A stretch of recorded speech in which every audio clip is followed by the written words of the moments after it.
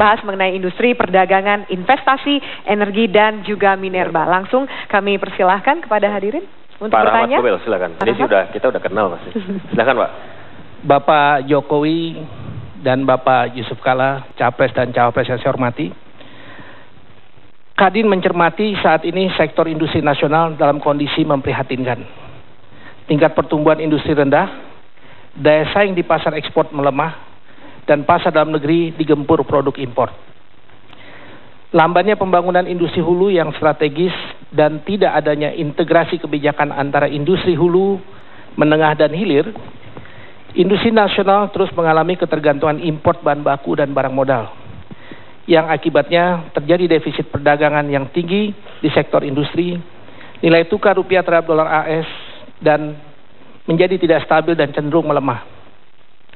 Untuk itu dibutuhkan kebijakan komprehensif dan harmoni untuk menekan ketergantungan impor bahan baku dan menahan membanjirnya produk impor ke pasar dalam negeri. Dengan demikian, pelaku industri mampu meningkatkan daya saingnya dan produktivitasnya untuk bisa bertarung di pasar ASEAN maupun global. Sebagai contoh, industri berbasis budaya dan ekonomi kreatif, jika dikembangkan dengan baik melalui dukungan kebijakan yang fokus, bisa menyerap tenaga kerja, membangun keunggulan komparatif dan kompetitif bagi industri nasional. Bagaimana pendapat Bapak dan strategi apa yang akan Bapak lakukan untuk ini? Terima kasih Pak. Baik, terima kasih atas pertanyaannya. Silakan langsung dijawab Bapak. Silakan Pak JK, gantian. Terima kasih. Memang tentu bagaimanapun kita untuk maju selalu kita harapkan dan mengusahakan industri itu menjadi bagian daripada ekonomi kita. Apakah industri di bidang pertanian atau manufacturing dan sebagainya, karena inilah yang memberikan lapangan kerja yang banyak, yang cukup untuk kita semuanya dan peningkatan ekonomi. Memang banyak halangan. Kita sudah paham semua sebenarnya, sudah ratusan seminar dan rapat tentang itu, yaitu infrastruktur, listrik, bunga mahal, birokrasi, sumber daya manusia.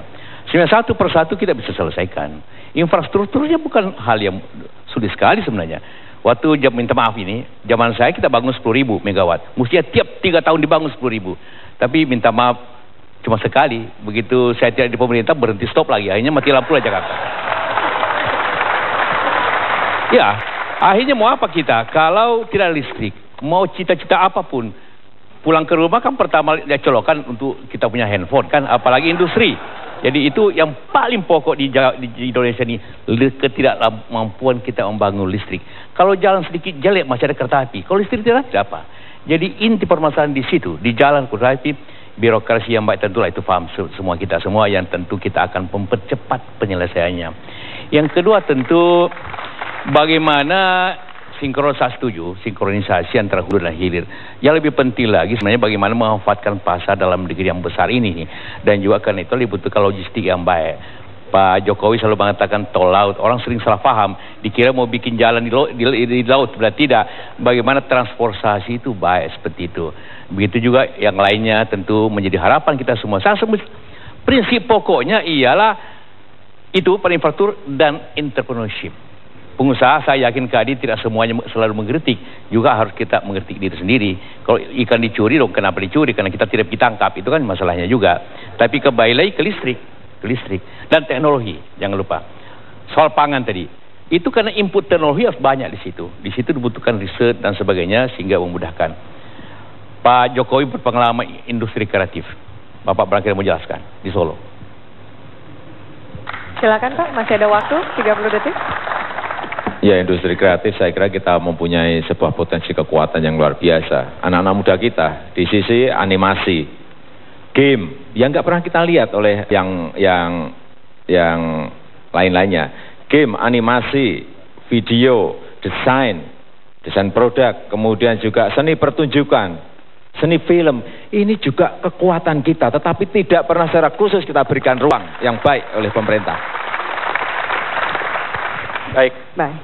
Kita lanjutkan penanya kedua. Silakan berikutnya. Pak. Kalau bisa strict dengan waktu, mohon maaf karena waktu kita terbatas. Terima kasih. Silakan Bapak. Selamat malam Bapak Joko Widodo. Bapak Yusuf Kala, nama saya Nonami, Ketua Jakarta Japan Club. Kami perusahaan Jepang berharap pemerintahan baru tetap mendukung kegiatan usaha kami supaya kita bisa sama-sama maju sebagai mitra sejati. Pertanyaan saya, prioritas dukungan Bapak untuk mengembangkan investasi seperti impor atau hilirisasi atau yang bertumpu kepada padat kerja.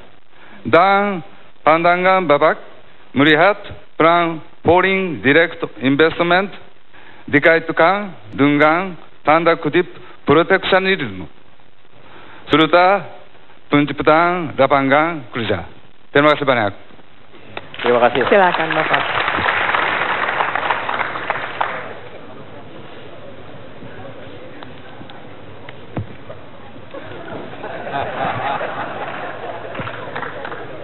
Menurut saya memang industri kita yang paling penting dari sisi pemerintah memang penyiapan infrastruktur yang benar, karena apapun industri manufaktur itu penyiapan infrastruktur itu menjadi hal yang utama. Pelabuhan ini kita pembangunan selalu terlambat. Saya berikan contoh yang di Jakarta ini selalu antri berjejer-jejer kontainer yang akan masuk ke kapal, kita terlambat. Kemudian yang kedua, pembangunan kawasan-kawasan industri dengan fasilitas infrastruktur yang baik juga kita ini tidak mengejar. Yang ketiga, masalah yang berkaitan dengan listrik. Kita ini mempunyai sumber energi yang banyak sekali yang bisa kita pakai untuk menyelesaikan itu. Saya berikan contoh di provinsi di Kalimantan. Saya hadir di sana sehari bisa mati 2 kali, 3 kali.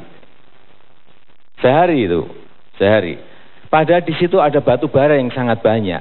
Mestinya listrik itu dipakai terlebih dahulu untuk memberikan support, memberikan dukungan industri-industri di dalam negeri itu diselesaikan. Baru kalau sisa bisa ke ekspor.